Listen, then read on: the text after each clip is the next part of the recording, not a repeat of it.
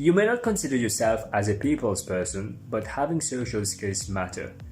Most successful leaders all have one thing in common. They have read How to Win Friends and Influence People.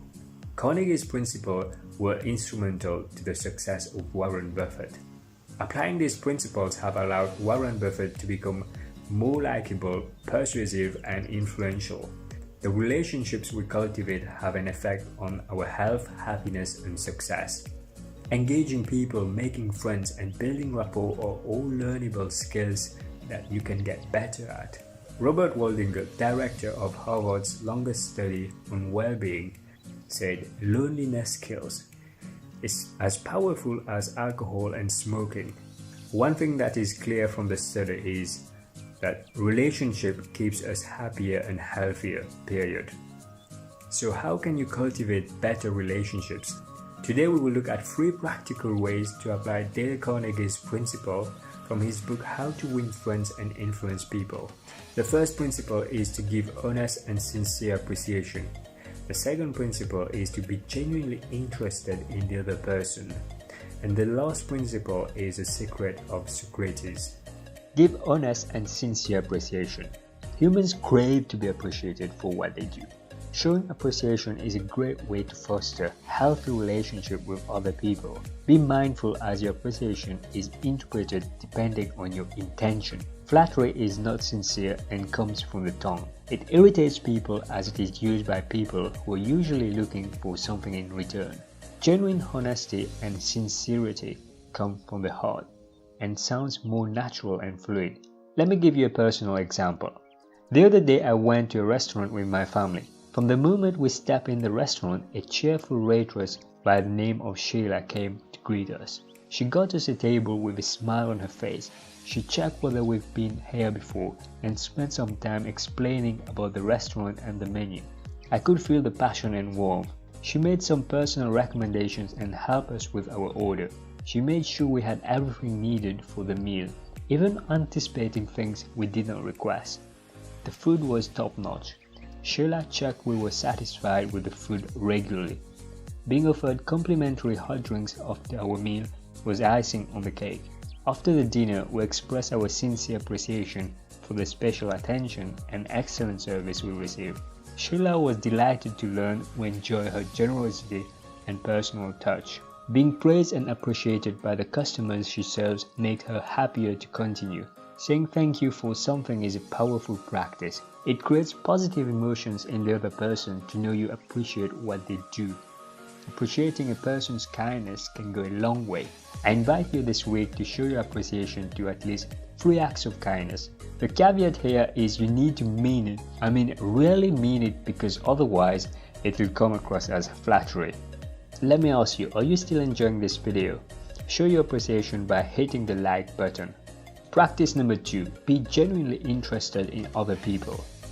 You can make more friends in 2 months by being interested in them than in 2 years by making them interested in you. Most people are only interested in themselves morning, noon, and night. They live as though they are the center of the universe.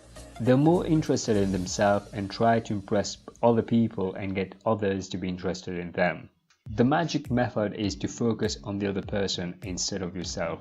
Be curious about the other person.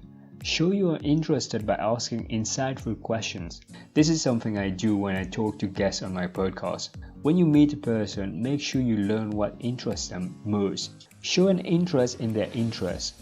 Most people have at least one subject that they would be happy to talk about. Ask about their hobbies, countries they have traveled to. When someone talks about his interests, you give that person an opportunity to experience positive emotions. Everyone likes when others give them the attention to listen to them. One of the reasons my first ever guest accepted to be interviewed on my podcast was because I was interested in her interests. I expressed genuine interest in what she does and showed sincere appreciation. This technique is powerful. Be careful how you choose to use it. The third practice is the secret of Socrates. There's a Chinese proverb that says, "He who threads softly goes far." Socrates was one of the greatest philosophers who mastered the art of persuasion. His technique was based on getting yes admission until he had an armful of yeses. After many affirmations, people found themselves embracing a conclusion they could have bitterly objected to just minutes earlier. Socrates' secret is simple. Begin a conversation by emphasizing and keep on emphasizing the things on which you agree. Keep emphasizing, if possible, that you're both striving for the same end and that your only difference is one of method and not of purpose. Get the other person saying yes, yes at the outset. If possible, keep the other person from saying no. A no response is difficult to overcome. When you have said no, all your pride of personality demands that you remain consistent with yourself. Hence, it is of the very greatest importance that a person be started in the affirmative direction. The skillful speaker gets at the outset a number of yes responses. Think about the other person. What do they want or need? Let me tell you about Paul. He's a hard-working fellow. He wants to ask for a raise and get a yes. If he went to his boss and started the conversation with an ask, his chance of getting it would be slim. In stark contrast, if he started on a positive note by talking about his contribution on a project the boss cares a lot about. I really love the project and I'm delighted to have more responsibilities. Then he asks his boss, do you think I can progress in this company? That will get him an easy yes. The next thing is to make the boss aware he has happily taken on new responsibilities. He might ask another question to get the boss to agree that his role on the project is valuable. Then if he asks, would it be fair to discuss my compensations for taking more responsibility since I started? The chance to get a yes is way higher. Even if the response is not a definite yes, he could ask his boss, what do you think would merit a raise? Then he could have another discussion in the future once the expectations are met. Here's a bonus principle. Smile. Did you know when we see someone smile, our natural response is to smile back? We're naturally drawn to people who smile. Not only does smiling make you look more attractive, it also lifts your mood. A smile has an amazing ability to make others feel wonderful. We all know we need to smile more. Remember, the simple act of smiling makes a great difference to the other person. Challenge yourself to smile more often. I'm sure if you practice these principles, your skills to win friends and influence people will dramatically increase. I would really appreciate if you could give this video a like to show your appreciation.